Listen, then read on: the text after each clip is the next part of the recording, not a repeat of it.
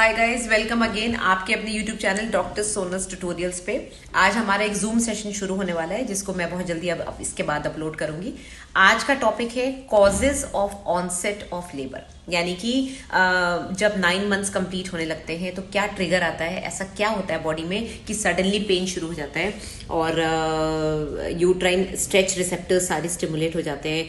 Patient को 2-3 हफ्ते पहले से ये सारी चेंजेस शुरू होते हैं, बॉडी में लाइटनिंग होती है, शो होता है, जो ब्लड स्टेन डिस्चार्ज होता है वो होता है। साथ ही में उसको इफेसमेंट शुरू हो जाता है, जो बच्चेदानी का मुंह है वो छोटा होना शुरू होता है, बच्चा नीचे आना शुरू होता है, बैग ऑफ मेम्ब्रेन्स बनने शुरू होते हैं। ये सडनली टर्म पे कैसे होता है, या फिर किसी किसी में प्री टर्म लेबर हो जाता है, जैसे बच्चा अगर स्ट्रेस में है या मदर को स्ट्रेस है, PIH है, डायबिटीज है, प्री टर्म लेबर में क्यों जाते हैं। तो ये सारे रीजंस आज हम पढ़ने वाले हैं कि आज ये मतलब ये नॉर्मली क्यों होता है, क्या ट्रिगरिंग फैक्टर्स होते हैं, कौन से हॉर्मोन्स इन्वॉल्व है, कौन से केमिकल मीडिएटर्स इन्वॉल्व है इसमें, ये सब आज पढ़ेंगे। ठीक है, तो शुरू करते हैं आज का जूम सेशन। पहले ये जो आप स्लाइड देख रही है टर्मिनोलॉजीज की स्लाइड है। टर्मिनोलॉजीज में पार्चुरिएंट आपको पता होना चाहिए, जो लेडी लेबर में है उसको पार्चुरिएंट बोलते हैं। पार्चुरेशन क्या होता है ये आपको पता होना चाहिए, that is process of giving birth, that is parturition. ठीक है, लेबर क्या होता है, आपकी DC दत्ता में एक बड़ी सी डेफिनेशन लिखी हुई है कि it is the whole process of changes in the genital organs. तो लेबर और डिलीवरी में क्या फर्क है? डिलीवरी सिंपली मीन्स बच्चे को पेट से बाहर निकालना, यानी कि प्रेगनेंसी को एंड करना। बच्चे का बाहर आना, चाहे वो वेजाइनल रूट हो, चाहे वो एब्डोमिनल रूट हो, सिजेरियन हो, नॉर्मल डिलीवरी हो, फॉरसेप्स डिलीवरी हो, उसको डिलीवरी बोलते हैं, यानी कि बच्चा बाहर आ गया। लेबर यानी कि प्रॉपर जो पेशेंट के अंदर चेंजेस हो रहे हैं, जो चेंजेस उसकी बॉडी में हो रहे हैं, जो उसकी बच्चेदानी के मुंह पे हो रहे हैं, जो बच्चा नीचे डिसेंट हो रहा है, सीरीज ऑफ चेंजेस जो कि 2-3 हफ्ते तक लगातार चलते हैं, and then proper labour set in होता है, जिसको कि हम अलग अलग फेजेस में डिवाइड करते हैं, जिसको हम अगली बार या जो भी नेक्स्ट जब लेक्चर शेड्यूल होगा तब पढ़ेंगे कि फर्स्ट स्टेज में क्या क्या फेजेस होते हैं, लेटेंट फेज होता है, एक्टिव फेज होता है। सो ऑल दीज चेंजेस सब मिला के इसको लेबर।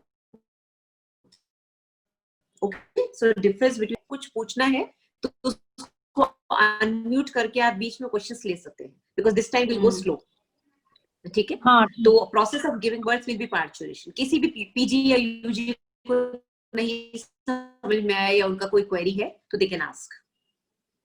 अच्छा, डिलीवरी जो है ये विदाउट लेबर भी हो सकती है, जैसे हम सिजेरियन करते हैं, इलेक्टिव सिजेरियन करते हैं, यानी कि प्लान्ड सिजेरियन, तो उसमें कोई लेबर पेन्स नहीं थे, कोई चेंजेस नहीं थे, हमने डिसाइड कर लिया कि 36 वीक्स पे या 37 वीक्स पे हमको सिजेरियन करना है, राइट। या फिर कभी कभी बहुत ज्यादा प्रीटर्म बच्चा होता है, अपने को लगता है रिस्क है, तो हम लोग विदाउट लेबर, उसके लेबर में जाने से पहले उसकी डिलीवरी करवा देते हैं।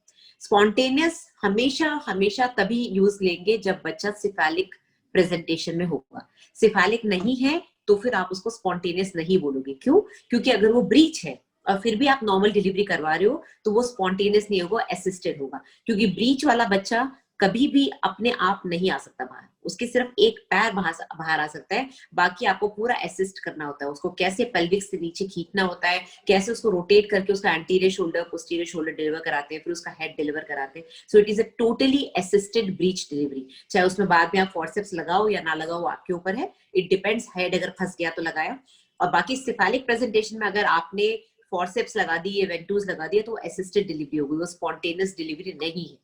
ठीक है, तो जो लोग प्रैक्टिस कर रहे हैं या किसी गायनिक के साथ अटैच्ड हैं, आप देखेंगे SVD जब भी लिखते हैं, that is spontaneous vaginal delivery, यानी कि पेशेंट को अपने आप लेबर पेन आया, कोई इंड्यूस नहीं किया गया, और उसके बाद अपने आप ही डिलीवरी हो गई सिंपल एपिजियोटमी करके। ठीक है, क्योंकि आपने कई बार सुना होगा बाल्टी डिलीवरीज भी होती है, जब डॉक्टर नहीं होता, नर्स नहीं होती, तो कई बार बच्चा इतनी तेजी से आता है प्रेसिपिटेट लेबर कि बसों में या कारों में, जीप में बच्चा हो जाता है जब वो आ रहे होते हैं हॉस्पिटल, या कई बार जब गवर्नमेंट हॉस्पिटल्स में लेबर रूम में बहुत सारे बच्चे एक साथ हो रहे होते हैं अनअटेंडेड, तो बाल्टी डिलीवरी क्यों बोलते हो, बच्चे कई बार बाल्टी में नीचे गिर जाते हैं।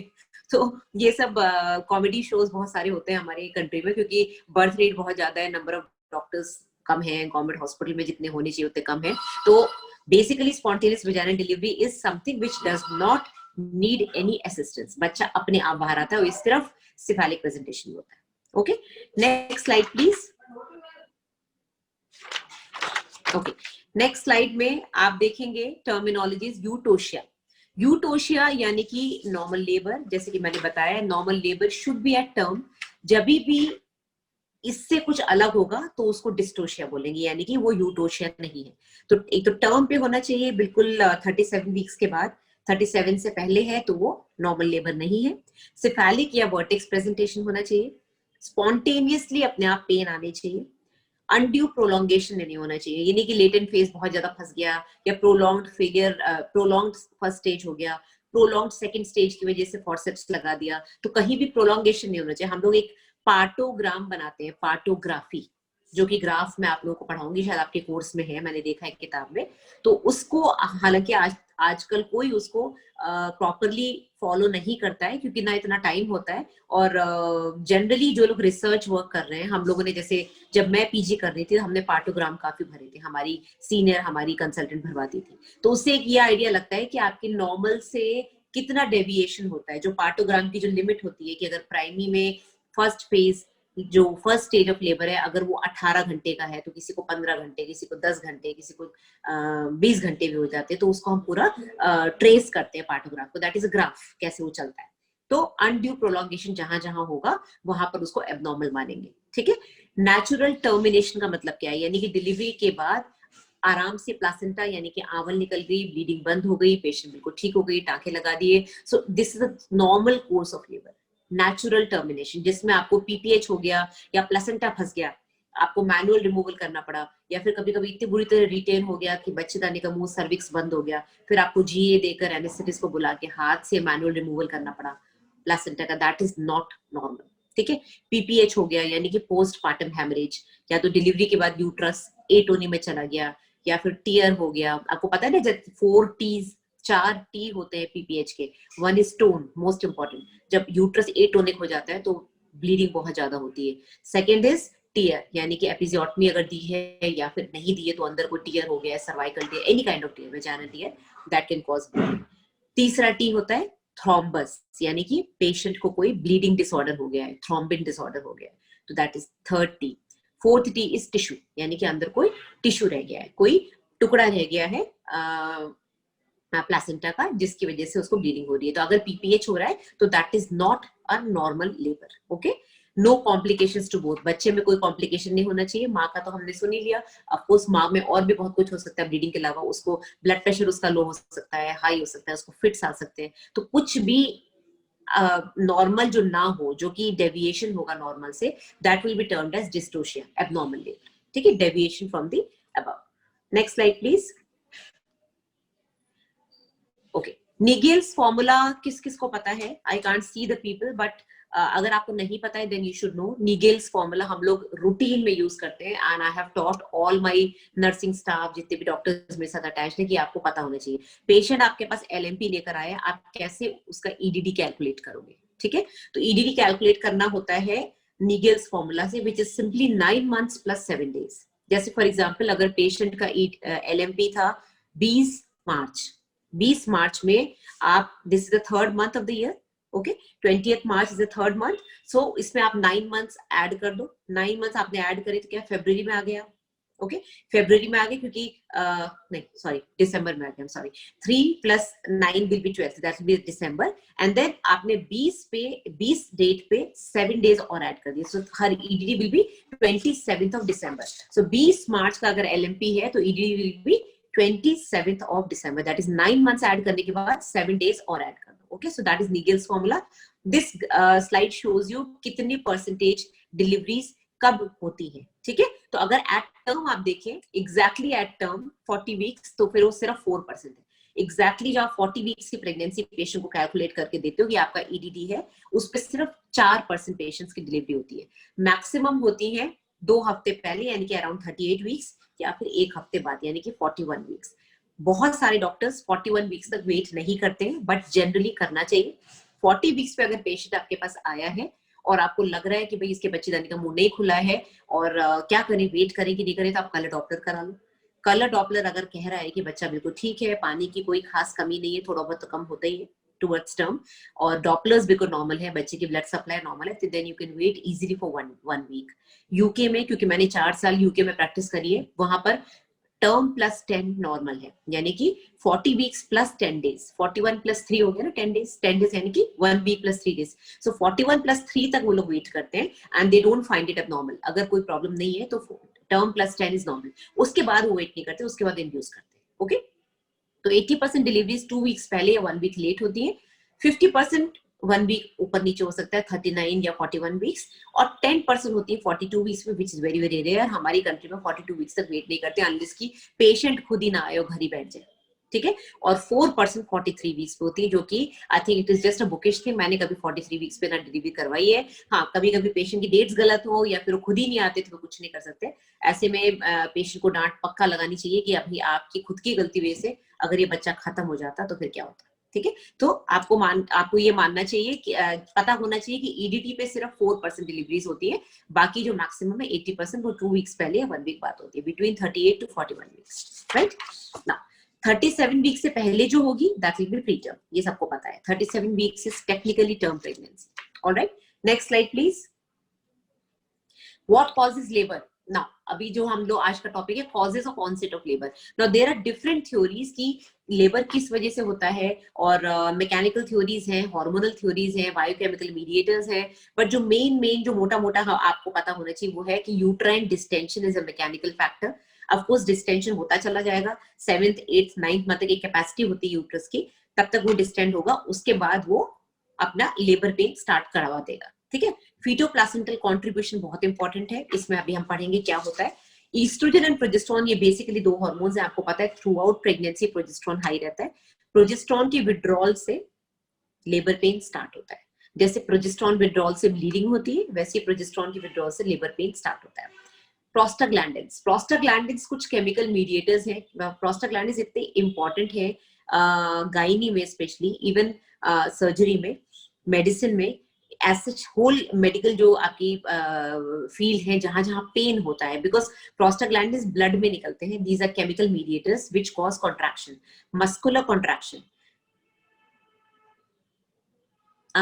Sliver behind you. Okay, yes, I got yes, I have a YouTube channel, Silver Plate, and I'm soon eligible for Golden Plate as well, because मेरे 1 million subscribers होने वाले हैं। Thank you. Sorry, I took this question. मुझे लगा शायद कुछ topics related है। So, estrogen and progesterone are the 2 hormones which are very important for pregnancy maintenance. Progesterone के withdrawal से labor pain start होगा, progesterone की withdrawal से bleeding भी होती है, so you should know that. Oxytocin very very important. जितने भी आपके लेबर पेन्स हैं, अभी भी एक पेशेंट डिलीवरी में है मेरी, लेबर पेन्स में है, उसको हमने ऑक्सीटोसिन दिया है। सो जो अंडर ग्रेजुएट्स हैं जो सुन रहे हैं, oxytocin is a very important hormone, जिसको सिंटोसिनॉन के नाम से हम लोग अपने मार्केट में जानते हैं, क्योंकि सबसे कॉमनली यही इंजेक्शन यूज होता है। इसको हम लोग ड्रिप में डाल के पेशेंट्स के कॉन्ट्रैक्शंस उठाते हैं, very important hormone. And then there are certain neurological factors as well, जो कि हम अभी पढ़ेंगे। Next slide please. So as I said, endocrine, biochemical and mechanical factors. Endocrine जो फैक्टर है उसमें आपको मैंने बता दिया ईस्ट्रोजन, प्रोजेस्टेरोन, ऑक्सीटोसिन, और थोड़ा सा रोल रिलैक्सिन का भी होता है। रिलैक्सिन यानी कि एक हार्मोन जो कि ओवरी से निकलता है, और ये क्या करता है, ये आपकी जो प्रेग्नेंट लेडी है उसके जॉइंट्स को रिलैक्स करता है। तो आपने देखा होगा, मेरे एक वीडियो भी है यूट्यूब पे, कि चलते समय पेल्विक पेन क्यों होता है। जो पेल्विक गर्डल है वो पेन करता है, पेशेंट करवट लेती है तो उसको पेल्विक गर्डल में पेन होता है, पेशेंट का चाल चेंज होती है, वो वॉडलिंग गेट हो जाता है, जो डक की तरह चलती है वो, that is all because of relaxin. क्योंकि हार्मोन आपकी जॉइंट्स को एक्स्ट्रा मोबाइल बना देता है, क्योंकि जिससे बच्चा आराम से निकल जाए, तो एक्स्ट्रा मोबिलिटी की वजह से आपको पेन होता है, ठीक है। सॉरी, द पेशेंट को पेन होता है। मेरे को एक्चुअली यूट्यूब पे बोलने की बहुत आदत है, मैं आपको करके बोलती हूँ, बिकॉज वहां पर मैं पेशेंट्स को पढ़ा रही होती हूँ, जनरल पब्लिक से बात कर रही होती हूँ। सो अभी मैं भूल जाती हूँ मैं डॉक्टर्स को पढ़ा रही हूँ, मैं आपको करती हूँ बार बार। ओके, बायोकेमिकल फैक्टर्स में मोस्ट इंपॉर्टेंट है prostaglandins and histamine to some extent and serotonin, but most important is prostaglandin and tumor necrosis factor and interleukins। ये 3 है, आपकी किताब में बहुत सारे लिखे हैं, but interleukins and prostaglandins बहुत इंपॉर्टेंट है। प्रोस्टाग्लैंडिन में 2 तरह के होते हैं, PGF2 अल्फा एंड PGE2, ये बहुत इंपॉर्टेंट है। कार्बोप्रोस्ट, डायनोप्रोस्ट। कार्बोप्रोस्ट इज PGF2 अल्फा और dinoprost is PGE2। Okay, then mechanical factors में बहुत सारे हैं। एक तो नेचुरली जो यूट्रस डिस्टेंड हो रहा है, distension of the uterus because of growing fetus, because of amniotic fluid, because of placenta। साथ ही में cervical distension भी हो रहा है, lower segment भी बन रहा है। लोअर सेगमेंट हमने शायद आपको मैंने नहीं पढ़ाया यहाँ पर, बट मेरा डॉक्टर सोनल्स ट्यूटोरियल्स पे एक लेक्चर आया है जिसमें कि मैंने यूट्रस की एनाटॉमी पढ़ाई है। तो उसमें मैंने बताया कि लोअर सेगमेंट ऑफ यूट्रस सिर्फ डिलीवरी के समय सिर्फ प्रेग्नेंट लेडी में बनता है, वरना नहीं होता है। It is simply uterus and cervix. जो इस्थमिक पोर्शन होता है which is between anatomical histological anatomical internal os and histological internal os, इन दोनों के बीच का जो स्ट्रक्चर होता है दैट इज isthmus। और ये जो isthmus है ये 12 वीक से बनना शुरू हो जाता है और 9 मंथ्स तक जाते जाते ऑलमोस्ट 10 सेंटीमीटर हो जाता है, क्योंकि यूट्रस पूरा 35 सेंटीमीटर हो जाता है। तो जो लोअर सेगमेंट है वो 10 सेंटीमीटर हो जाता है, जिसको कट करके हम यूट्रस को कट वहीं से कट करके बच्चे को निकालते हैं सिजेरियन के समय। ओके, तो यहाँ पर भी स्ट्रेचिंग हो रही है, लोअर सेगमेंट बनना शुरू हो गया और इसकी वजह से इफेसमेंट होता है। सो एंड देन कई बार हम लोग मैनुअली पेशेंट को जब चेक करते हैं तो उसके एक्सटर्नल ऑस में फिंगर डाल के स्वीप करते हैं, यानी कि मेम्ब्रेन्स को सेपरेट करते हैं सर्विक्स से। तो उससे क्या होता है, उससे प्रोस्टाग्लैंडिन्स रिलीज होते हैं, ऑक्सीटोसिन रिलीज होता है, इसको फर्गुसन्स रिफ्लेक्स भी बोलते हैं। ओके, सो जब भी हम मैकेनिकल स्ट्रेचिंग करते हैं सर्विक्स की या स्वीपिंग करते हैं मेम्ब्रेन्स की, तो उसकी वजह से ऑक्सीटोसिन रिलीज होता है, जिसको कि फर्गुसन रिफ्लेक्स बोलते हैं। So these are certain important points जो कि आपको बताएंगे कि कैसे लेबर ऑनसेट होता है। Next slide please. So first theory ये है, theory 1 which tells you about what happens during term। जब बच्चा मैच्योर हो जाता है, जब बच्चे का CNS यानी कि ब्रेन मैच्योर होना शुरू हो जाता है, that is towards the end of 9th month, तो ब्रेन से सिग्नल आता है CRH यानी कि कॉर्टिकोट्रोफिन रिलीजिंग हार्मोन रिलीज होता है, CRH। ओके, ये सबको पता होगा, हाइपोथैलेमस से CRH आता है, वो जाके पिट्यूटरी को, एंटीरियर पिट्यूटरी को स्टिमुलेट करेगा, वहां से ACTH निकलेगा यानी कि adrenocorticotrophic releasing hormone. Okay, adrenocorticotrophic hormone, sorry not releasing hormone, releasing hormone सारे हाइपोथैलेमस से आते हैं। ACTH जो है पिट्यूटरी से निकल के सीधे जाएगा एड्रिनल्स पे, जो कि कॉर्टिसोल को रिलीज करेंगे।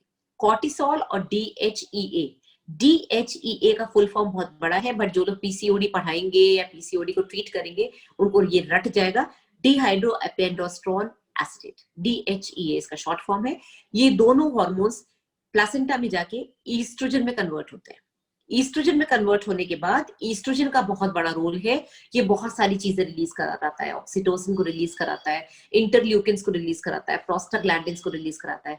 इंटरल्यूकिन का बहुत इंपॉर्टेंट रोल है कि प्रोजेस्टेरोन का विड्रॉल कराता है, प्रोजेस्टेरोन को बॉडी से कम कर देता है, तो लेबर पेन स्टार्ट हो जाते हैं। Okay, so this you should be knowing कि फीटल कंट्रीब्यूशन क्या है। फीटो प्लासेंटल क्यों बोलते हैं, क्योंकि कुछ हार्मोन प्लासेंटा से बन रहा है, कुछ हार्मोन बच्चे की हाइपोथैलेमस से बन रहा है। तो CRH दोनों जगह से आ रहा है, corticotrophin releasing hormone, hypothalamus of baby and placenta दोनों जगह से आ रहा है। और आपको दिखेगा बहुत सारे ग्राफ्स में कॉर्टिसोल इधर भी है इधर भी है, कॉर्टिसोल मदर से प्लासेंटा में आ रहा है, कॉर्टिसोल बच्चे से प्लासेंटा में आ रहा है, और वापस बच्चे में भी जा रहा है, माँ में भी जा रहा है। It is like two way connection. Okay, and then it gets converted into estrogen। ये तो हो गई theory number 1। Next slide please. Theory number 2 is maternal pituitary से क्या हो रहा है। इस डायग्राम में आप देख रहे होंगे एग्जैक्टली वही चीज है, मैटरनल पिट्यूटरी से भी वही चीज हो रही है। CRH निकल के कॉर्टिसोल बन रहा है और कॉर्टिसोल जाके प्लासेंटा में कन्वर्ट हो रहा है ईस्ट्रोजन से। अब ये ईस्ट्रोजन जो है मदर की बॉडी में आके क्या क्या करेगा, ये हमने रोल बताया है इसमें। ईस्ट्रोजन क्या करेगा, release of oxytocin from the pituitary. Okay, pituitary से ऑक्सीटोसिन को रिलीज करवाएगा। Development of myometrial receptors for oxytocin. Oxytocin receptors हर जगह है यूट्रस में, बट ज्यादातर फंडस पे होते हैं, फंडस पे सबसे ज्यादा होते हैं, क्योंकि फंडस को ही कॉन्ट्रैक्शन शुरू करना है। ठीक है, it increases production of prostaglandins. Prostaglandins कहाँ से बनते हैं ये मैं आपको बता दूं। प्रोस्टाग्लैंडिन की जो मेजर साइट्स ऑफ सिंथेसिस है वो है amnion, Korean, decidua and myometrium.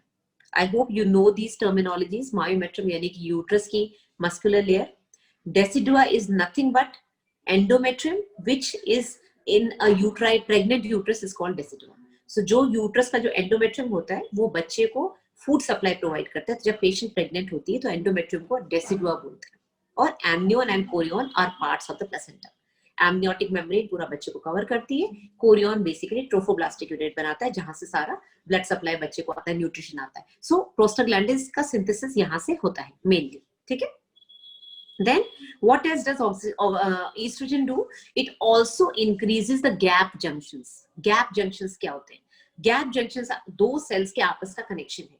दो सेल्स के बीच में जो सेल मेम्ब्रेन होती है उसकी वजह से proteins and other molecules they get transferred because of receptors, because of enzymes।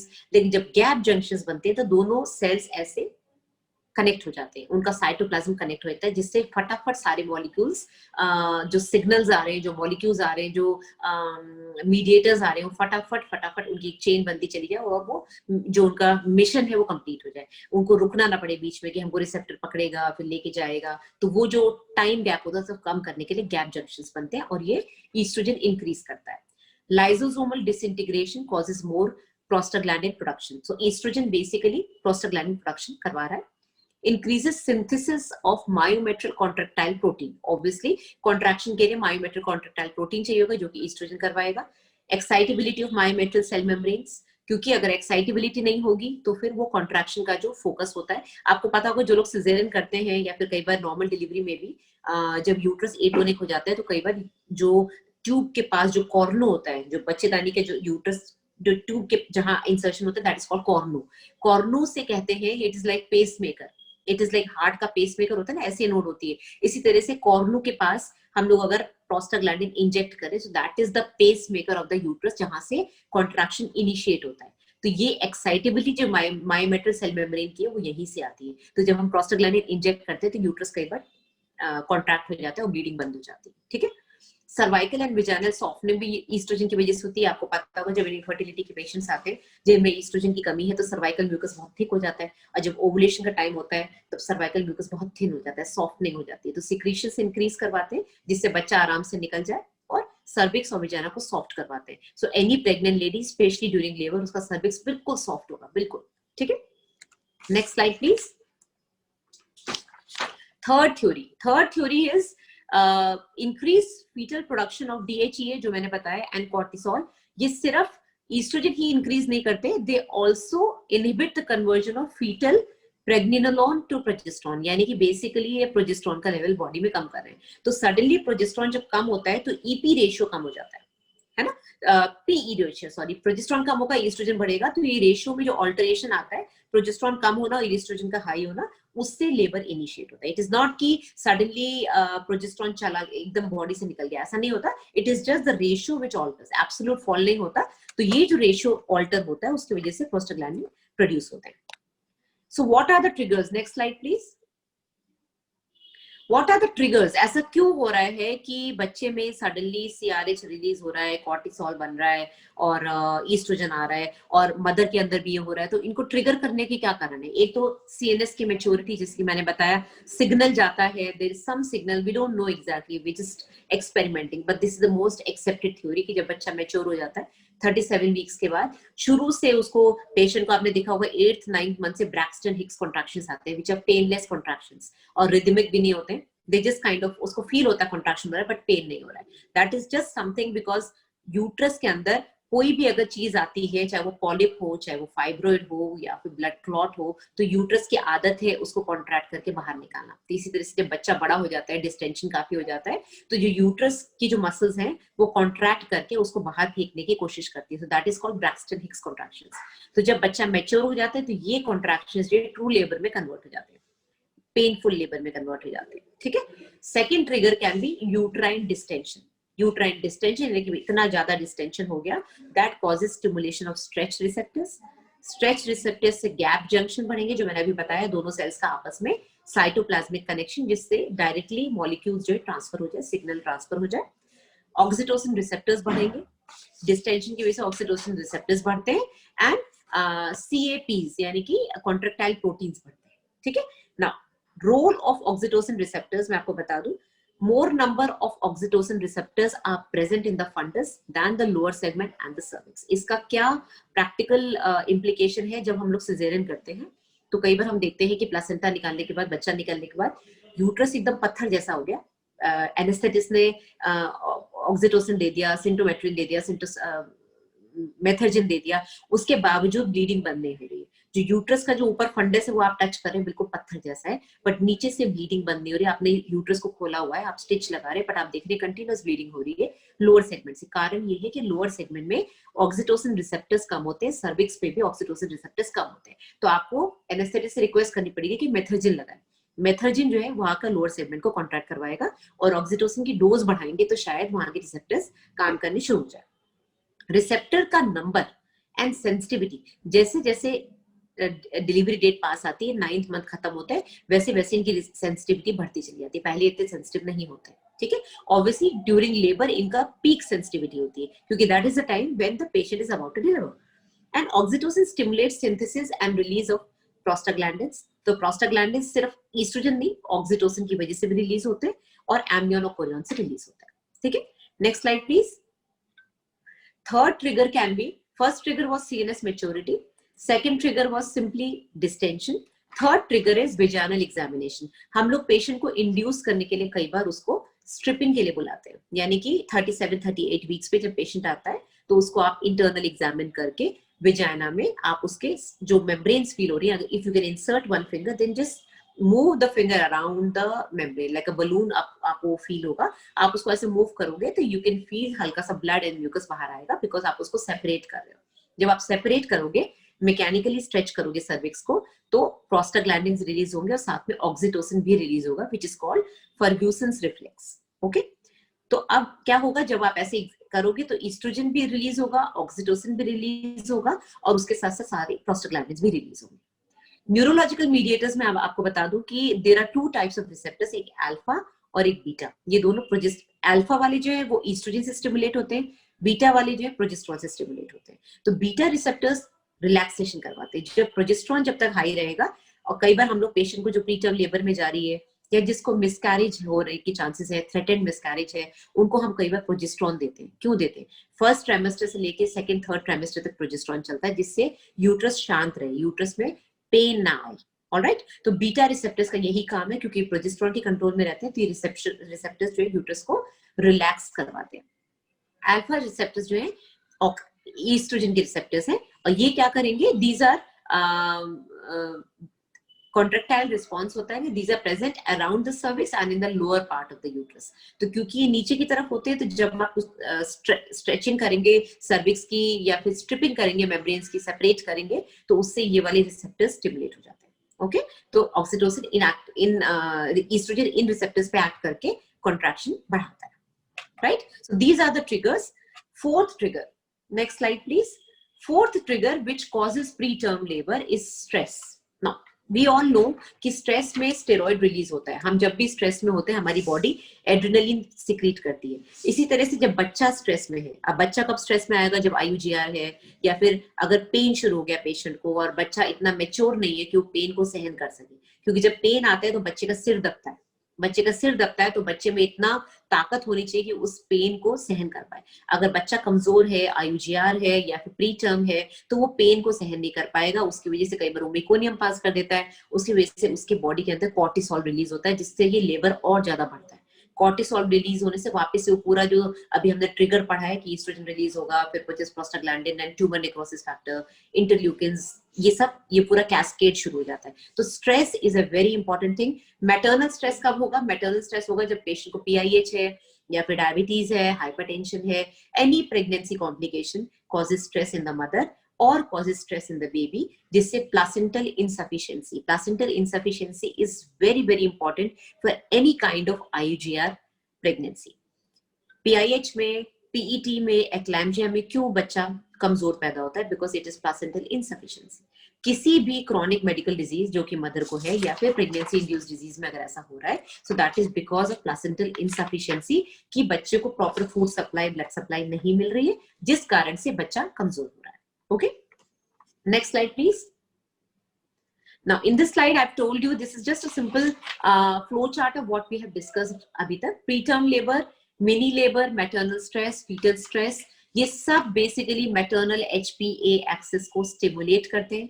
Stress की वजह से CRH रिलीज होता है, ACTH रिलीज होता है, cortisol रिलीज होता है, फिर वापस फीडबैक जाता है, CRH और cortisol को रिलीज करता है, फिर ईस्ट्रोजन बनता है, प्रोस्टाग्लैंडिन्स रिलीज होते हैं जो कॉन्ट्रैक्शन भी कराएंगे, सर्विक्स को भी सॉफ्ट करेंगे, उसको ओपन करवाएंगे, मेम्ब्रेन रप्चर होता है। So all these things and gap junctions and interleukin which decreases the progesterone in the body. So all this gets stimulated because of stress. Next slide please. ये and result बता रहा है कि prostaglandins क्या क्या करते हैं। प्रोस्टाग्लैंडिन कैसे, ये क्या क्या करते हैं तो हमने बताते हैं, कॉन्ट्रैक्शन करवाते हैं मेनली। कई बार आपको पीरियड पेन भी होता है, dysmenorrhoea, that is also because of prostaglandin. ठीक है, तो प्रोस्टाग्लैंडिन बेसिकली इनका काम है muscular contraction. PGF2 alpha is carboprost, PGE2 is dinoprost. दोनों में क्या फर्क है? PGF2 alpha is very very strong. बहुत से लोगों ने प्रोस्टोडिन का इंजेक्शन देखा होगा, सिल्वर कलर का आता है। ये हम लोग पेशेंट को जब एटोनी हो रखा है, जब उसको कॉन्ट्रैक्ट करवाना है यूट्रस को, जब बच्चा पेट में नहीं है, mind it is a very strong prostaglandin. You cannot give it to the patient if the patient has a baby inside. ये सिर्फ यूट्रस को कॉन्ट्रैक्ट कराने के लिए होता है, बहुत स्ट्रॉन्ग कॉन्ट्रैक्शन के लिए होता है। तो ये तब देते हैं जब पेशेंट को यूट्राइन एटोनी हो गया है, जैसे PPH हो रहा है तो आपने सिजेरियन के समय दे दिया, या तो आप उसको IM दे दो या फिर डायरेक्टली यूट्रस के अंदर दे दो। ठीक है, और दूसरा है PGE2, ये भी कॉन्ट्रैक्शन कराता है बट ये माइल्ड है, डायनोप्रोस्ट। इसको हम यूज करते हैं सर्वाइकल राइपनिंग के लिए। सर्वी प्राइम, प्राइमिजिन, ये सब जो टैबलेट्स अवेलेबल है मार्केट में, जब पेशेंट को इंड्यूस करना है, 9th मंथ हो रहा है और उसको पेन नहीं आ रहे हैं, तो पेन इंड्यूस करने के लिए it is a very mild prostaglandin, उसको हम वेजाइनली देते हैं, ओनली वेजाइनली इंसर्ट करते हैं, चाहे वो क्रीम फॉर्म में हो, चाहे जेल फॉर्म में हो, चाहे टैबलेट फॉर्म में हो, to induce labour. Okay, so this is the difference between the two prostaglandins. This slide will tell you कि prostaglandin production कैसे कैसे होता है। एक तो ईस्ट्रोजन की वजह से होता है, ग्लूकोकॉर्टिकॉइड्स की वजह से होता है, मैकेनिकल स्ट्रेचिंग मैंने बताया था आपको लेट प्रेगनेंसी में, इंक्रीज साइटोकाइंस भी होते हैं, और साथ में ये भी बढ़ता है प्रोस्टाग्लैंडिन भी। इन्फेक्शंस में भी प्रोस्टाग्लैंडिन बढ़ता है। तो जब भी किसी पेशेंट को इन्फेक्शन होगा, उसको पेन ज्यादा होगा, चाहे वो लेबर में हो, चाहे वो डिस्मेनोरिया हो, चाहे वो उसको क्रैम्प्स आ रहे हो पेट में, एब्डोमिनल क्रैम्प्स, जो इंटेस्टाइनल क्रैम्प्स होते हैं, इंटेस्टाइन्स में भी होता है ना, डायरिया होता है तो क्रैम्प्स होते हैं, that is because of prostaglandin, nothing else, because she has got infective disease in the bowel, उसके इंटेस्टाइन्स में इन्फेक्शन। विजाइनल एग्जामिनेशन से भी प्रोस्टाग्लैंडिन रिलीज होते हैं। अच्छा, SRM और ARM, SRM क्या है? Spontaneous rupture of membranes, and ARM क्या है? Artificial rupture of membranes. In my practice मैं आर्टिफिशियल रप्चर ऑफ मेम्ब्रेन्स बहुत ज्यादा करती हूँ। कारण ये है कि जब भी मुझे पेशेंट को इंड्यूस करना है तो आई मेक श्योर कि पेशेंट की यूट्रस के अंदर मेकोनियम तो नहीं है, और आर्टिफिशियल रप्चर मेम्ब्रेन करने से प्रोस्टाग्लैंडिन रिलीज होते हैं, तो आप एक तरह का लेबर इंडक्शन कर रहे हैं। अगर पेशेंट आपके पास 3-4 सेंटीमीटर पे आई है तो आप उसको जेल ना लगाएं, जेल की जरूरत नहीं PGE2 की, हम सीधे उसको रप्चर ऑफ मेम्ब्रेन्स करते हैं। अगर उसका सर्विक्स राइप है, राइप सर्विक्स क्या होता है मैं बताऊंगी, अगर सर्विक्स राइप हो रहा है, बिशप स्कोर अच्छा है, तो आप सिंपली ARM करके प्रोस्टाग्लैंडिन रिलीज कराओ, उससे ही उसको पेन शुरू हो जाएंगे, थोड़ा बहुत ऑक्सीटोसिन लगा के। ठीक है, तो SRM and ARM, any kind of rupture of membranes will increase prostaglandin and that will cause increase in the gap junctions. Next slide please. So in a nutshell, maturation of fetal hypothalamus, any kind of stress, any kind of mechanical stretching, it can be normal stretching which is happening naturally, or any kind of vaginal stretching that you are doing, stripping can lead to activation of this axis, जिससे कि oxytocin release हुआ, cortisol release हुआ, estrogen release हुआ, PGF2 alpha release हुआ, relaxin release हुआ। मैंने आपको बताया था रिलैक्सिन इज अ हार्मोन जो आपके जो प्रेग्नेंट लेडी के सारे पेल्विक जॉइंट्स को रिलैक्स करता है और उनको एक्स्ट्रा मोबाइल बनाता है। एक्स्ट्रा मोबिलिटी की वजह से उसकी चाल बदल जाती है, she walks like a duck, waddling gait हो जाता है, and that helps in delivery of the baby. बहुत से पेशेंट्स में जो प्यूबिक सिम्फाइसिस, आपको पता है इट्स अ फाइब्रस जॉइंट, जो आगे वाला जो प्यूबिक सिम्फाइसिस है वैसे रहता है, एक्सरे में कई बार वो ऐसा दिखता है, इतनी दूर चला जाता है डिलीवरी के समय, क्योंकि it has a tendency, it is a fibrous joint, तो ये थोड़ा सा ओपन होता है जिससे बच्चा आराम से निकल जाए, and then it comes back to its normal position. कई बार ऐसा होता है कि नॉर्मल नहीं आ पाता, इतना गैप हो जाता है, तो पेशेंट को एक्सक्रूशिएटिंग पेन होता है, शी कांट इवन वॉक, चल भी नहीं पाती। तो ऐसे केसेस में उसको ऑर्थोपेडिक सर्जन्स ट्रैक्शन लगा के उसके पैर पे लेटाते हैं, there is nothing else we can do, वो अपने आप ही जुड़ेगा। ठीक है, तो इसके खुलने की वजह से भी पेशेंट को एक्सक्रूशिएटिंग पेन होता है। ऐसे केसेस में अगर प्रेगनेंसी के समय ऐसा हो रहा है तो फिर हम उसको एक tight you can say like tight skirt जैसा बना के देते हैं। इट इज लाइक आपने स्ट्रैपिंग कर दी दोनों पैरों की, जिससे पैर दूर दूर ना जाए, उसकी थाइस दोनों पास में है, तो ये जॉइंट आपस में जुड़ा हुआ है। ओके, तो this is pubic symphysis dysfunction, जो कि हम कभी और किसी और लेक्चर में पढ़ेंगे। So this is the nutshell, this what happens. And oestrogen का बहुत इंपॉर्टेंट रोल है कि आपके जो प्रेग्नेंट लेडी है उसके सर्विक्स और वजाइना को सॉफ्ट करके सिक्रीशंस को बढ़ा दे। Right, next please. अब आते हैं लेबर पे। अभी तक किसी को कोई क्वेश्चन पूछना हो नीलिमा मैम तो पूछ सकते हैं। Neelima ma'am are you there? हाँ, बिकॉज अभी कॉजेज ऑफ लेबर खत्म हो गया है, चैट्स आई हुई है 4। ओके, किसी ने मुझसे पूछा है what is the name of my YouTube channel. तो मेरा यूट्यूब चैनल है ask your gynaecologist, that is only for the patients, पर उसमें सारे टॉपिक्स हैं। Ask your gynaecologist. और दूसरा चैनल एक और है मेरा, अच्छा, Vivek is not in the meeting, तो ये मैसेज नहीं जा रहा है। Just to tell people who are asking me कि आस्क योर गायनेकोलॉजिस्ट में काफी सारे टॉपिक्स हैं जो आप लोग सुन सकते हैं, और डॉक्टर सोनल्स ट्यूटोरियल्स पे ये सारे टॉपिक्स जो मैं ले रही हूँ, प्लस मैं कुछ और बनाती रहती हूँ एनाटॉमी वगैरह पे। हमारे पीजी स्कॉलर्स कुछ देख चुके हैं पहले ही। हाँ जी, हाँ जी। आपका लेक्चर जब शुरू होने वाले थे ना, हाँ हाँ हाँ, they were searching all those things, तो देखे भी राइट है राइट थोड़ा। तो राइट। कोई बात नहीं, they will browse and let them see। ठीक है, श्योर श्योर। तो मैं आगे कंटिन्यू करूँ? हाँ, कंटिन्यू कर लीजिए। मैम सॉरी मैम, हाँ जी, 3 मिनट अपने पास लेफ्ट है मैम, अपन को वापस रीजॉइन करना पड़ेगा 3 मिनट बाद में। अच्छा ठीक है, तो अपन इसको लेफ्ट करके वापस रिजॉइन करें कि मैं बोलूं आगे? हाँ वर्षा, उसमें कुछ ऑप्शन होता है ना, कट ऑफ हो जाए फिर दोबारा। कि सीरियल चेंजेस जो हमने पढ़े थे ना, लेबर क्या होता है? Labour is a series of events that takes place in the genital organs in an effort to expel the viable products of conception. ये आपकी डीसी दत्ता की डेफिनेशन है, आउट ऑफ द वूम। ठीक है, तो लेबर में क्या क्या चेंजेस आ रहे हैं बॉडी में? Pre labour is basically the pre monetary stage, जो कि प्राइमीज में 2-3 हफ्ते पहले ही शुरू हो जाती है, जिसमें थोड़ी बहुत लाइटनिंग होना, थोड़ा बहुत शो होना। शो तो बहुत लेट आता है, पहले लाइटनिंग होती है, थोड़े से ब्रैक्सटन हिक्स कॉन्ट्रैक्शंस जो है वो फॉल्स पेन्स की तरफ चले जाते हैं, और सर्वाइकल चेंजेस शुरू होते हैं। प्राइमीज में इफेसमेंट पहले होता है, डायलिटेशन बाद में होता है। मल्टीज में इफेसमेंट एंड डायलिटेशन दोनों साथ साथ होते हैं। ठीक है, अब इफेसमेंट पढ़ाना मुझे बहुत पसंद आता है, लेकिन मेरे पास आज कुछ है नहीं पढ़ाने को, क्योंकि मैंने काफी सारे डायग्राम्स निकाले। I just hope you understand, specially PG students, effacement क्या होता है, क्योंकि मैं अपनी नर्सिंग स्टाफ को भी पढ़ाती हूँ, और जिससे उनको समझ में आए कि सर्विक्स मोटा है या पतला है, उसको इफेसमेंट परसेंटेज में कैसे बोलते हैं, तो ये बहुत जरूरी होता है। तो जितने भी ये चेंजेस हैं, प्राइमीज में 2-3 हफ्ते पहले शुरू हो जाते हैं, मल्टीज में जस्ट कुछ दिन पहले होते हैं, मल्टी में फटाफट सब कुछ होता है। Lightening is a welcome sign, because बच्चा नीचे चला जाता है, जो ऊपर वाला एरिया वो खाली हो जाता है, तो पेशेंट को भी आराम मिलता है, और मोरओवर सीपीडी रूल आउट हो जाता है। सिफेलो पेल्विक डिस्प्रपोर्शन, अगर बच्चा पेल्विक ब्रिम के अंदर चला गया, अपना जो उसका बीपीडी जो बाइपेराइट डायमीटर है, सबसे बड़ा डायमीटर, अगर वो क्रॉस कर गया, यानी कि ब्रिम के अंदर चला गया, यानी कि सीपीडी नहीं, लोअर सेगमेंट फॉर्म हो जाता है, एंड मदर के लिए कंफर्ट रहता है। सर्वाइकल राइपनिंग किसको बोलते हैं? जब नॉर्मली सर्विस की क्या होती है length? More than 2.5। So if it is less than 2.5 it is a short cervix. ठीक है, इसी तरह से हम डायग्नोज करते हैं फर्स्ट ट्राइमेस्टर, सेकंड ट्राइमेस्टर में भी, और थर्ड ट्राइमेस्टर में भी, कि it should not be less than 2.5। Normally 3 to 3.5, कभी कभी 4 सेंटीमीटर लॉन्ग सर्विक्स भी होते हैं, पर 2.5 से कम नहीं होते, that is a lower limit. तो जब ये 2.5 से 1.5 हो जाता है, और 1 फिंगर एडमिट करता है अंदर, और सॉफ्ट होता है, that is a right cervix. Soft तो वैसे भी होता है, any pregnant lady in any trimester cervix will be soft, but वो फिंगर इंसर्ट करने से एडमिट नहीं करता है, स्पेशली प्राइमीज में 1 फिंगर भी इंसर्ट करना इम्पॉसिबल है। मल्टीज में मल्टीपैरस ऑस हम बाद में पढ़ेंगे।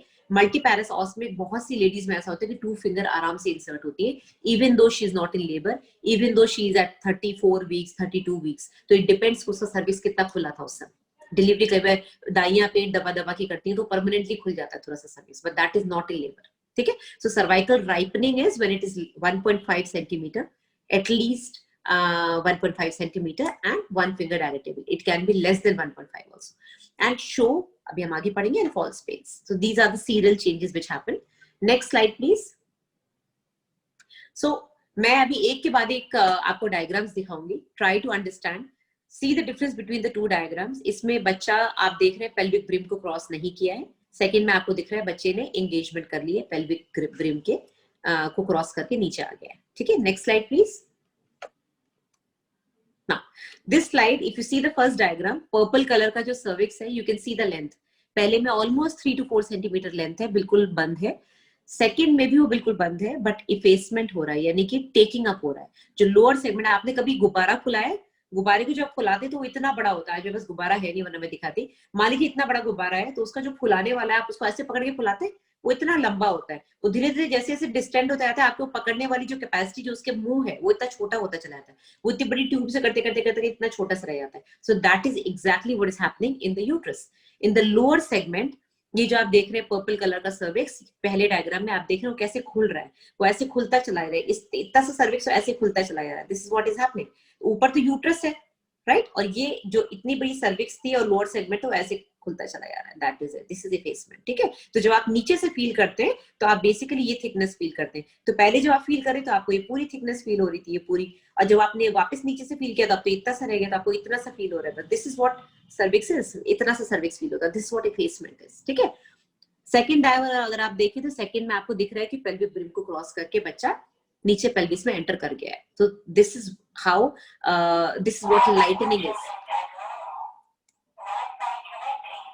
लाइटनिंग आपको दिख रही है, लाइटनिंग क्या होगी? Lightning is when the pelvic brim is being crossed by the largest diameter of the babies head, that is called lightning. और पहले वाले डायग्राम में आपको इफेसमेंट भी दिख रहा है। तो जो मैंने गुब्बारे वाला जो आपको ऑप्शन दिया अभी, वो अभी नेक्स्ट स्लाइड में दिखेगा। Next slide please.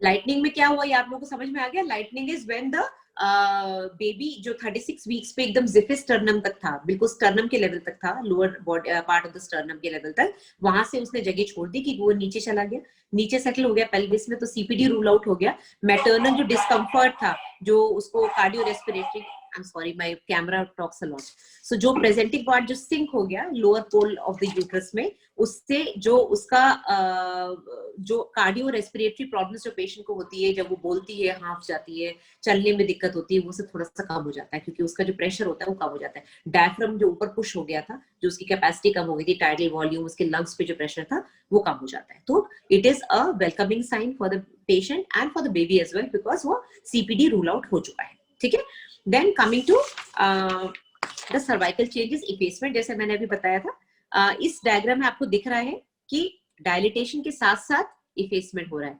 पहले वाले में आपको दिख रहा है कि डायलिटेशन बहुत कम है, इफेसमेंट बिल्कुल भी नहीं है, क्योंकि सर्विक्स इतना बड़ा दिख रहा है आपको, इतना मोटा। ये जो व्हाइट कलर की बीच में आपको प्लग दिख रहा है ना पहले वाले में, that is basically what you feel from down. Okay, तो this is what you can imagine, ये जो आपको प्लग दिख रहा है that is your finger. So this finger is basically, इतनी ज्यादा इंसर्ट हो रही है सर्विक्स में, अगर इतनी सारी फिंगर इंसर्ट हो रही है तब जाके आपको बच्चे का हेड दिख रहा है, यहाँ फील हो रहा है यहाँ पर। सो that is cervix is quite long. ये एक्सपीरियंस से आता है कि कितना लॉन्ग है, अगर इतना है तो 1 सेंटीमीटर है, इतनी फिंगर जा रही है तो 2-3 सेंटीमीटर है। ठीक है, so this is what how you assess effacement.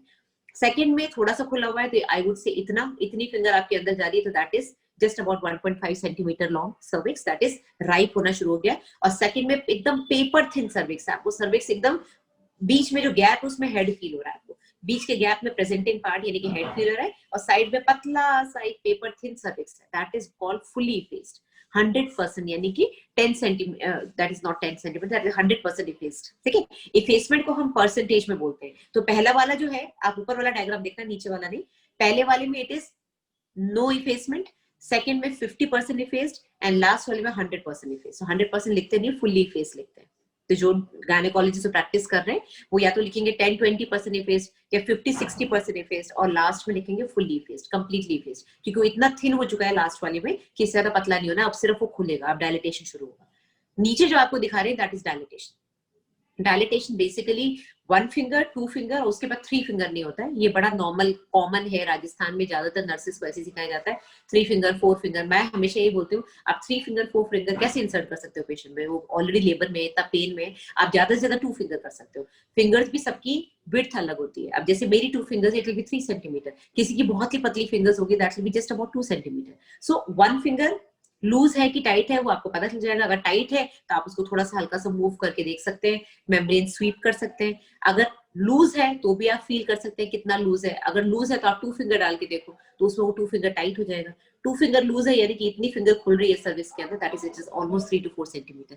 उसके बाद फिंगर्स से नहीं, उसके बाद आपको सेंटीमीटर्स देखने हैं, सेंटीमीटर्स में इतना खुल रहा है, इतना खुल रहा है, इतना खुल रहा है, इतना खुल रहा है, कितना है, तो इससे आपको धीरे धीरे पता चलता है कि ये 5 सेंटीमीटर है, 7 सेंटीमीटर है। जब जस्ट अबाउट दो हेड के चारों तरफ हल्का सा सर्विक्स रह जाता है तो उसको 8-9 सेंटीमीटर बोलते हैं, और जब वो बिल्कुल भी सर्विक्स फील नहीं होता, सिर्फ प्रेजेंटिंग पार्ट हेड फील हो रहा है, that is full dilatation, that is 10 centimetre dilatation.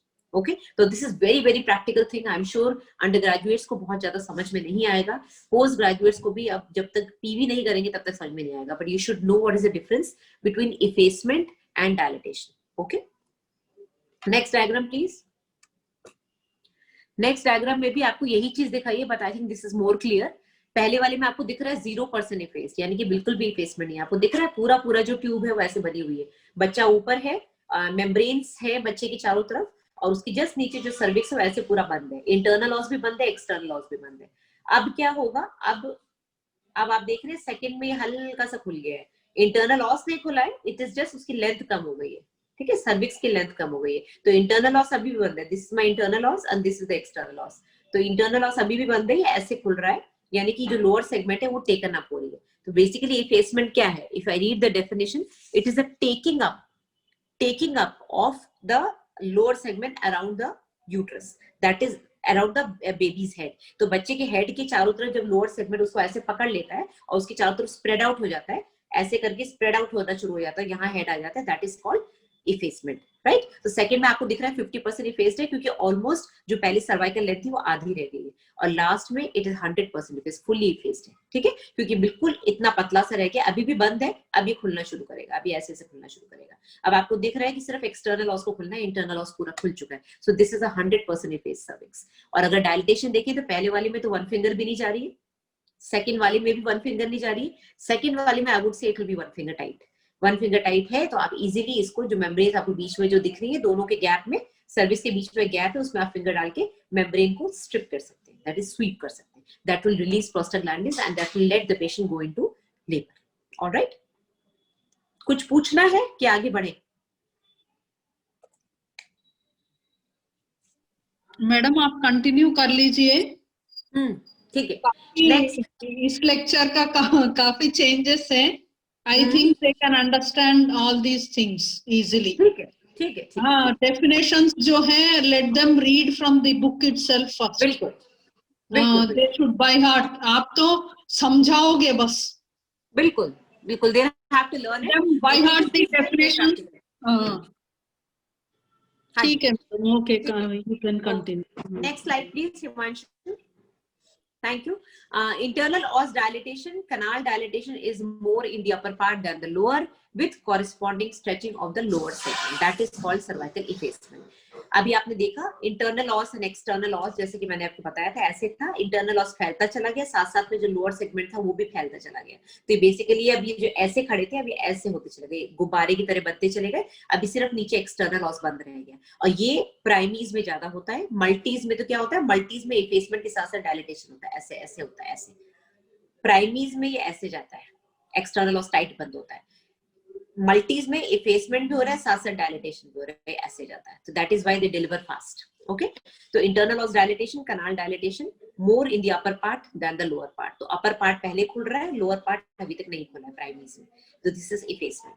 ठीक है, तो इसमें भी बड़ा क्लियर है, पहले वाले में no effacement no dilatation, second में 1 सेंटीमीटर डायलिटेशन, आपको गैप दिख रहा है, बीच में फिंगर जा सकती है, बट इफेसमेंट फुल हो गया है, और सेकंड में डायलिटेशन भी पूरा हो गया है, बिल्कुल हेड दिख रहा है, नीचे से अगर आप फिंगर डालेंगे तो आपको सर्विक्स फील नहीं होगा, that is fully effaced. Okay, next slide please. This is again effaced और effacement.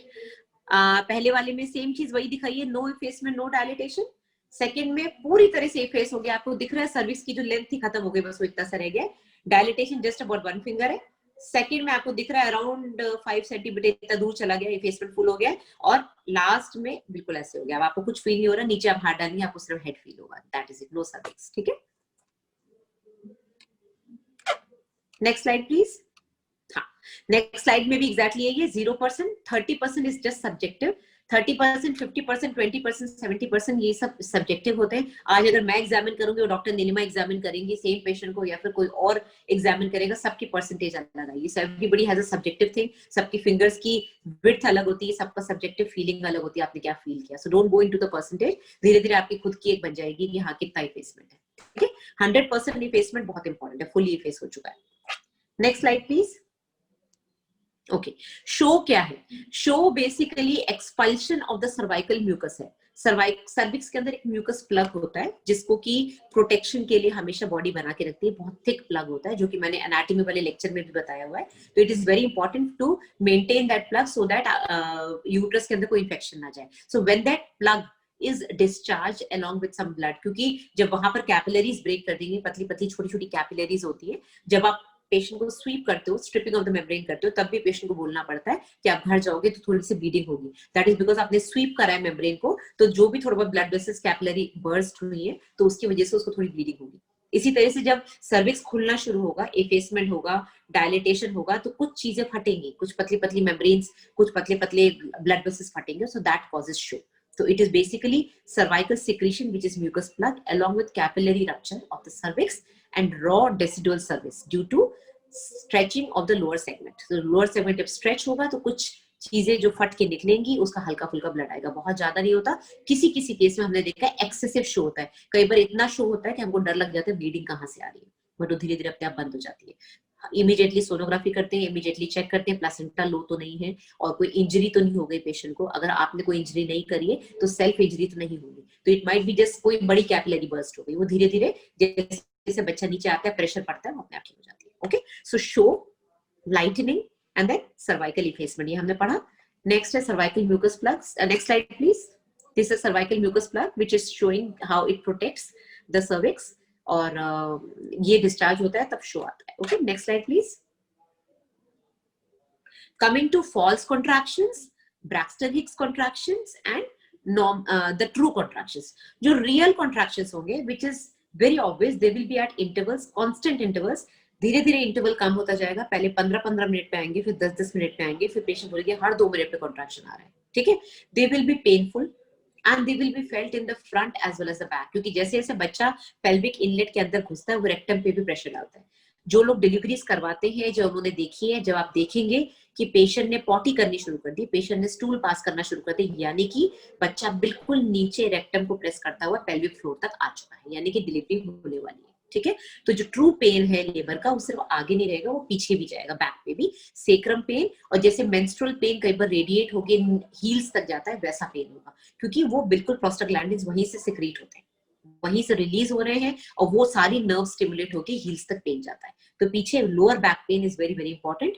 Contractions don't change with movement. अब क्या होता है कि जैसे पेशेंट ब्रैक्स्टन हिक्स कॉन्ट्रैक्शन में आया या फॉल्स लेबर में आया, आपने उसको एनिमा लगा दिया, उसका अगर उसको कॉन्स्टिपेशन तो रिलीफ हो गया, उसकी गैस सारी निकल गई, या फिर आपने उसको बस्कोपेन दे दिया, कोई पेन किलर दे दिया, उससे उसका पेन सबसाइड कर गया, या फिर वो बहुत देर तक खड़ी हुई थी, लेट गई, उससे उसको आराम मिल गया, या पानी पीने से, डिहाइड्रेशन से भी पानी पीने से या ड्रिप लगाने से पेन खत्म हो जाता है। So these are false labour pains, these are not real labor pains। ठीक है, रियल लेबर पेन ना पोजीशन से चेंज होगा, ना किसी दवाई से बंद होगा। कई बार होता है डॉक्टर, पेशेंट्स कहते हैं आके मेरे को कि वो डॉक्टर ने तो सो रही थी, इसलिए उन्होंने जानबूझ के मेरे को इंजेक्शन लगा दिया, मेरा दर्द खत्म कर दिया, इस वजह से मेरा सिजेरियन हो गया। ऐसा नहीं होता। अगर पेशेंट लेबर में है, आप उसको किसी भी तरह से कंट्रोल नहीं कर सकते। आपको कितनी भी नींद आ रही हो ना, प्राइवेट प्रैक्टिस में आपको भाग के आने पड़ेगा 2 बजे, कुछ भी हो जाए, पेशेंट लेबर में है, उसको आप स्टॉप नहीं कर सकते। You can increase the pains, you can not stop it. ठीक है, ब्रैक्स्टन हिक्स, जैसे कि मैंने बताया, यूट्रस के अंदर कुछ भी होता है, यूट्रस उसको क्रैम्पी मूवमेंट्स करके उसको बाहर फेंकने की कोशिश करता है। तो ब्रैक्स्टन हिक्स क्या होते हैं, इरेटिक इंटरवल्स पे होते हैं, 7th-8th मंथ से स्टार्ट हो जाते हैं। आराम से पेशेंट सो सकती है। अगर थोड़ी पेनफुल हो जाते हैं, जो जिसको कि फॉल्स पेन बोलते हैं, तो उसको आप थोड़ा सा रिलीव कर सकते हो विद ड्रिप्स, रिंगल लैक्टेट लगा दो, नॉर्मल सलाइन लगा दो, डिहाइड्रेशन ठीक कर दो, उसका पेन किलर दे दो कोई। Of course you should not give NSAIDs, आपको सिर्फ एंटीस्पास्मोडिक देना होता है। ठीक है, और ये mostly front of the uterus पे होते हैं, पीछे नहीं जाते, क्योंकि बच्चा नीचे आया ही नहीं है। जब वो नीचे आएगा तभी तो पेल्विक फ्लोर पे प्रेशर पड़ेगा, तभी पीछे सेक्रल पेन होगा, तभी पीछे कॉक्सिजल पेन होगा, पेशेंट को पॉटी जैसा लगेगा। That is all in true labour. And contraction stop कर जाते हैं अगर एक बार टॉयलेट हुआ हो या फिर कुछ पानी पी लिया या लाई डाउन कर लिया। ठीक है, next please. Now features of true labor जो अभी मैंने जस्ट बताया, that is it, painful, regular intervals। ठीक है, ये नहीं कि 15 मिनट बाद आए, फिर आधे घंटे बाद आ रहे हैं, फिर 2 घंटे बाद आ रहे हैं, that is not true labor। Gradual transition होता है पेनलेस ब्रैक्स्टन हिक्स से साइमल्टेनियस यूट्राइन हार्टिंग। पेशेंट को फील होगा कि उसका यूट्रस भाटे जैसा हो रहा है, पत्थर जैसा हो रहा है। यहाँ भाटा बोलते हैं राजस्थान में, तो हम भी कैसे फील करते हैं जब पेशेंट को कई बार एपिड्यूरल लगाते हैं, पेनलेस डिलीवरी कराते हैं, तो पेशेंट को तो पेन खत्म हो जाते हैं। तो हमको खुद को फील करके, सिस्टर नर्सिंग स्टाफ को फील करके बताना होता है कि आपको पेन आ रहा है, अब आपको पुश करना है। अगर वो 2nd स्टेज में जा चुकी है और पेशेंट ऐसी लेटी हुई कि मेरे को तो कोई दर्द ही नहीं हो रहा, पता ही नहीं चल रहा, तो पेशेंट को कैसे बताओगे? पेशेंट को यूट्रस फील करके आपको बताना होता है कि हाँ अब आपको पेन आ रहा है, अब आप पुश करिए। ठीक है, so this is what proper labour pain is. Uterus hard होता है बिकॉज फंडस पे सबसे ज्यादा ऑक्सीटोसिन रिसेप्टर्स होते हैं और पेन वहीं से स्टार्ट होता है। ऐसे नोड हमारी कहाँ होती है? Just near the insertion of the tube, cornu पे होती है। ठीक है, mainly confined to the front abdomen and radiated to the back and the medial side of thighs. Medial side of thighs में जो मेंस्ट्रुअल पेन होता है वैसे ही पेन होता है। ठीक है, फ्रीक्वेंसी भी इंक्रीज होती है, धीरे धीरे बढ़ता चला जाएगा। इंटेंसिटी माइल्ड, मॉडरेट, सिवियर, 3 तरह के कॉन्ट्रैक्शंस होते हैं। माइल्ड होता है, आप इसकी डेफिनेशन पढ़ लीजिएगा कितनी देर तक रहता है। माइल्ड जनरली बहुत कम टाइम के लिए रहता है, उसकी ड्यूरेशन जस्ट अबाउट 10-15 सेकेंड्स होती है और इंटेंसिटी बहुत कम होती है, 40-50 मर्क्यूरी तक जाएगा। जो इंटेंस वाले होते हैं वो 80 तक जा सकते हैं, जो बहुत स्ट्रॉन्ग होते हैं वो 100 तक जा सकते हैं। जस्ट डिपेंड्स कि यूट्रस का प्रेशर कितना बढ़ रहा है अंदर। तो इनकी फ्रीक्वेंसी बढ़ती है, इंटेंसिटी बढ़ती है और ड्यूरेशन बढ़ता है। जैसे जैसे कॉन्ट्रैक्शन आप पेशेंट को 1 मिनट तक रहने लगेगा या फिर 40 सेकंड 50 सेकंड तक रहने लगेगा तो वो इंटेंस कॉन्ट्रैक्शन होगा। Mild, moderate and severe contractions पे है, मतलब कि पेशेंट प्रॉपर लेबर पेन में जा चुकी है, ठीक है। देन शो होना शुरू हो जाएगा। ऑब्वियसली अगर लेबर पेन्स के साथ पेशेंट को रेड डिस्चार्ज आ रहा है, that means she is in labour, ठीक है, चाहे उसका कुछ भी जेस्टेशन हो, she might be going to preterm labour. But अगर रेड डिस्चार्ज हो रहा है यानी कि सर्वाइकल चेंजेस शुरू हो गए, इफेसमेंट डायलिटेशन शुरू हो गया है, इसी वजह से उसको शो हो रहा है। ऑलराइट, प्रोग्रेसिव सर्वाइकल इफेसमेंट होगा, इफेसमेंट प्रोग्रेसिव होगा, internal os dilatation and dilatation of the external os also. Progressive descent होगा, बच्चा नीचे क्यों आता है, क्योंकि बच्चा जब जैसे से यूट्रस में कॉन्ट्रैक्शन होगा तो बच्चे को नीचे वो पुश करेगा, ठीक है, स्ट्रेचिंग की वजह से स्ट्रेच रिसेप्टर्स जो है वो स्टिमुलेट होते हैं, वो पुश करते हैं नीचे। Then formation of bag of membranes, इसको BOM भी बोलते हैं, बहुत से लोग बॉम्ब लिखते हैं, तो वहां हमारी टीचर्स हम लोग को बहुत डांटती थी, आप लोग क्या बॉम्ब लिखते हो, बम थोड़ी ना अंदर, बट एक्चुअली इसका शॉर्ट फॉर्म यही है, bag of membrane. Bag of membrane क्यों बनता है? अब आपने देखा सर्विक्स जब तक ऐसे था तब तक तो बच्चा ऊपर था यहाँ पर और उसका बैग भी ऐसे बना हुआ था। अब जैसे जैसे ये खुलना शुरू होगा तो बैग जो है उसको सपोर्ट खत्म हो जाएगा, जो उसको नीचे टिश्यू का सपोर्ट मिला था वो खत्म हो जाएगा, तो बैग लटक जाएगा।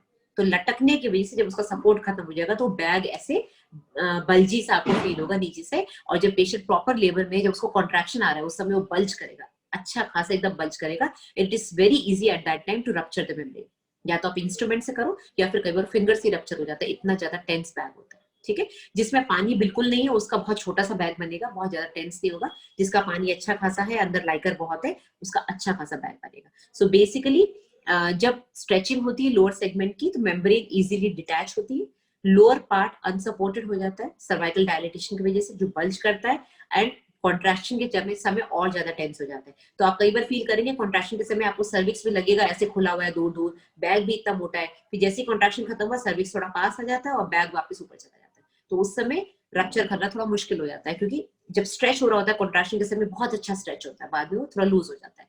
तो समटाइम्स कई बार ऐसा भी होता है कि जो मेम्ब्रेन्स होती है वो पूरे बच्चे के हेड के चारों तरफ चिपकी हुई होती है, क्योंकि लाइकर ज्यादा नहीं होता, तो ऐसे केसेस में कई बार ARM करना, आर्टिफिशियल रप्चर ऑफ मेम्ब्रेन्स करना बहुत मुश्किल होता है, क्योंकि आपको वो जो बैग है वो नहीं मिलता है, उसमें आप कोई नीडल डाल के या कोई फॉर्सेप डाल के या फिंगर डाल के उसको रप्चर नहीं कर पाते। Sometimes it becomes difficult, but that is a practical problem, ठीक है। और ट्रू लेबर कभी भी एनिमा लगाने से या कोई सिडेशन देने से कम नहीं होगा, ठीक है। Next slide please.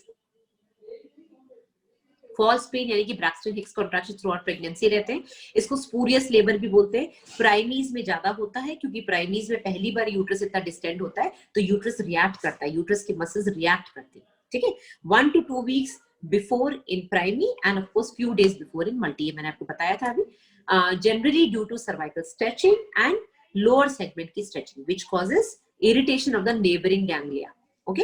अब क्या होता है कि जब कोई चीज स्ट्रेच हो रही है तो उसके स्ट्रेच रिसेप्टर्स स्टिमुलेट होते हैं, आसपास के जो नर्व गैंग्लिया है वो स्टिमुलेट होते हैं, and that cause little bit pain which is called spurious labour pain और फॉल्स पेन। अब ये क्योंकि डल होते हैं, इररेगुलर होते हैं, बहुत ज्यादा पेनफुल नहीं होते, पेशेंट आराम से सो सकता है, और अगर थोड़ा बहुत सिडेशन दे या फिर कोई पेन किलर दे, बस को पैन दे दिया, या पेशेंट को बोले चलो आप टॉयलेट हुआ, एक बार उसका ब्लैडर खाली कर दिया, उसको अगर एनिमा लगा दिया तो उससे उसको रिलीफ मिल जाता है, ठीक है। तो इसमें ट्रू लेबर में और फॉल्स लेबर में ये फर्क होता है पेन्स में, ठीक है। प्लस इनका जो इंटेंसिटी होती है वो कम होती है, इट इज बेयरेबल, और इस तरफ फ्रंट में रहते हैं, नीचे पीछे की तरफ नहीं आते, बिकॉज बच्चा इनके साथ नीचे नहीं आ रहा है, इनमें कोई शो नहीं होता, इनके साथ सर्वाइकल चेंजेस नहीं होते, इफेसमेंट डायलिटेशन, लाइटनिंग हो सकता है हो चुकी हो, लाइटनिंग पहले हो जाती है 36-37 वीक्स पे, तो शो नहीं होता, इफेसमेंट नहीं होता, डायलिटेशन नहीं होता, रिलीफ मिल जाता है, सो सकती है पेशेंट, किसी भी ड्रिप लगाने से या पेन किलर देने से पेशेंट को रिलीफ मिल जाता है, और ये इरेगुलर इंटरवल्स पे होते हैं,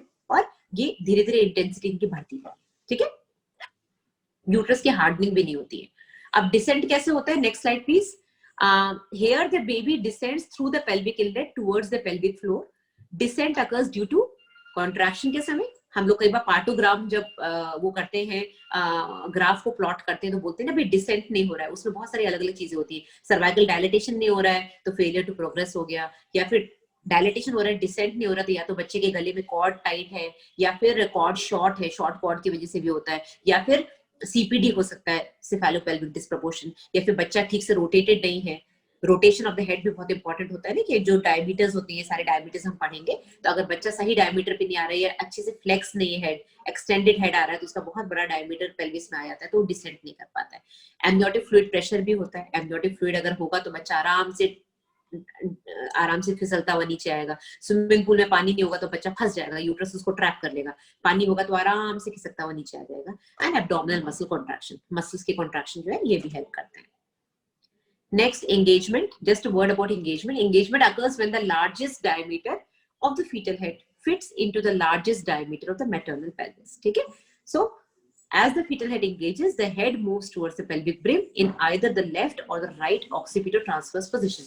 ये हमने पिछली बार भी आपको पढ़ाया था कि left occipital transverse बहुत कॉमन है, और अगर पोस्टीरियरली जाए तो राइट ऑक्सीपिटल पोस्टीरियर ज्यादा कॉमन है, क्योंकि लेफ्ट साइड में सिग्मॉइड कोलन होता है। तो बेसिकली बच्चा एंटीरियर नहीं, पोस्टीरियर पोजीशन से एंटीरियर में आता है, दैट इज वेरी कॉमन। ठीक है, this allows the widest part of the fetal head to fit through the widest part of the pelvic inlet. तो बच्चा बेसिकली ट्रांसवर्स पोजीशन में या पीछे की तरफ रोटेटेड आता है, फिर धीरे धीरे वो पूरा आगे की तरफ ऐसे रोटेट होकर तब निकलता है।